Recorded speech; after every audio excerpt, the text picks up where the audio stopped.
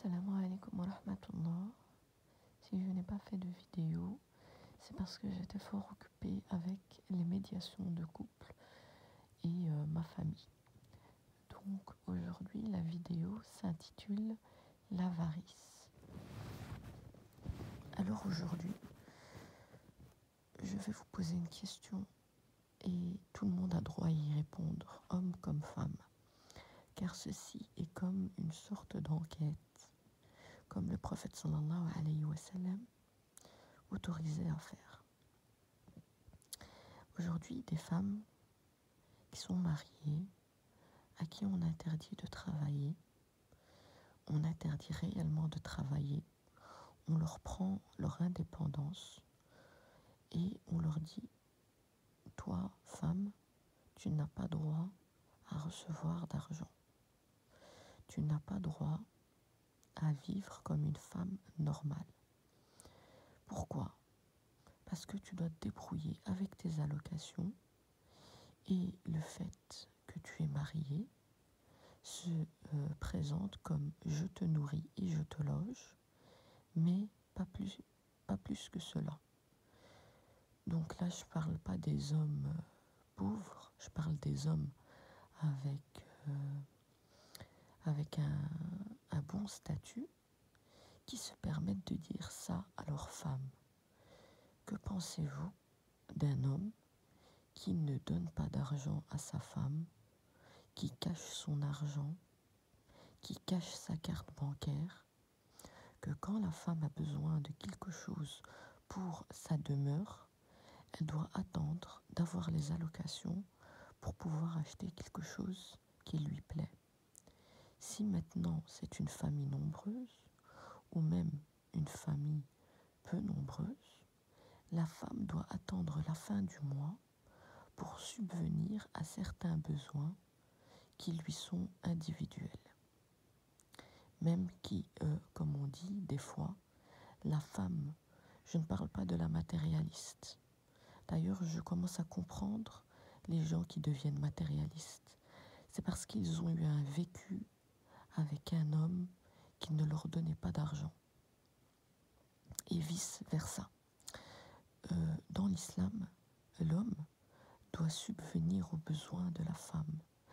Est-ce que moi, qui étudie la science, qui n'a qu'un petit bagage, comprends que le prophète sallallahu alayhi wa sallam a dit « L'homme doit subvenir à la femme, à ses besoins, par la nourriture, le logement, les vêtements, les enfants. Et la femme, si elle a de l'argent, ceci lui appartient. L'homme n'a aucun droit, même si elle est millionnaire, et si elle a envie de donner quelque chose, c'est par bonté. Eh bien, pourquoi aujourd'hui les hommes se permettent de se marier et ont donc dans mes médiations aucune responsabilité de délaisser cette femme juste à la nourrir et la loger. Alhamdoulilah. Est-ce que le mariage veut dire cela ? Comment une femme peut-elle aimer un homme qui ne lui donne pas d'argent, qui ne qui ne l'élève pas, même si c'est un miskin, même une fois par mois il lui ramène un cadeau, ça fait plaisir. Mais un homme qui vous donne rien, est-ce que c'est un mariage ? Eh bien aujourd'hui, moi j'attends vos commentaires pour donc cette petite enquête afin d'apaiser certaines sœurs qui vivent un cauchemar, qui du jour au lendemain on leur a retiré leur indépendance, on les a pris pour esclaves à domicile, on leur interdit de travailler, elles sont dépressives car doivent gérer plusieurs enfants et en plus de ça le mari qui est enfant.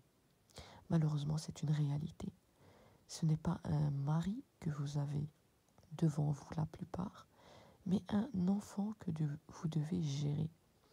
Moi, je me demande si ces femmes, avant de se marier, ont regardé tout ce que le prophète sallallahu alayhi wa sallam à demander, ou bien elles ont juste été omnibulées par les sentiments et les émotions, et qu'aujourd'hui, elles vivent en fait des violences conjugales, des violences mentales, des violences physiques, des comportements hautains et vulgaires. Eh bien, j'attends vos avis, car moi, j'ai ouvert cette chaîne pour la science, mais ceci est aussi une science. Eh bien, donnez votre avis. Est-ce qu'une femme doit vivre malheureuse, ou elle aussi a droit au bonheur? Si l'homme a une bonne situation et qu'elle le sait, et qu'il ne fait rien pour, on va dire, la courtiser, pensez-vous que cette femme doit rester avec un homme avare, en sachant que le prophète sallallahu alayhi wa sallam a dit: un homme avare, c'est celui que son ventre dépasse, c'est-à-dire qu'il a un gros ventre, dû à l'avarice, il ne donne pas, sa main se retient de donner à sa famille et à ses enfants. Est-ce que donner à une femme de l'argent est une honte? Est-ce que c'est une obligation à l'homme d'entretenir sa femme? Eh bien moi, par mon petit bagage de science, je vous dis, il est obligatoire à un homme de traiter sa femme comme une princesse. Pas dans l'exagération, mais quand elle a besoin de quelque chose, et surtout dans sa demeure, et aussi, les femmes certaines utilisent beaucoup de choses, sans être dans l'excès. L'homme doit donner de l'argent à sa femme, comme j'ai dit, même si elle a donc un statut et qu'elle travaille. Voilà, les lois de l'islam ne changent pas. Un vrai homme, c'est celui qui donne de l'argent à sa maman et qui donne de l'argent à sa femme. Ceci est mon avis à moi. J'attends vos avis.